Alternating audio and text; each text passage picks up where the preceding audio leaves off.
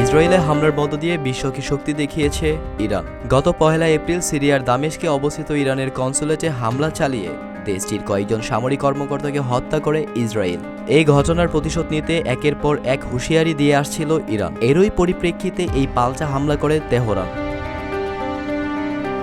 গাজা যুদ্ধ শুরুর পর প্রথমবারের মতো ইসরায়েলে নজরবিহীন হামলা চালায় ইরান। শত শত ড্রোন ও ক্ষেপণাস্ত্র ব্যবহার করে এই পাল্টা হামলা করে তেহরান। এই পাল্টাপাল্টি হামলা ঘিরে তখন থেকেই মধ্যপ্রাচ্যের দুই চিরশত্রুর মধ্যে উত্তেজনা বিরাজ করছে। এমনকি এই বিষয়কে কেন্দ্র করে দুই শক্তিধর দেশের মধ্যে যুদ্ধ পর্যন্ত বেঁধে যেতে পারে বলে সতর্ক করেছেন বিশ্লেষকরা। তবে ইসরায়েলে হামলা চালানোর জন্য দেশের সশস্ত্র বাহিনীকে ধন্যবাদ জানিয়েছেন ইরানের সর্বোচ্চ নেতা আলী খামেনি।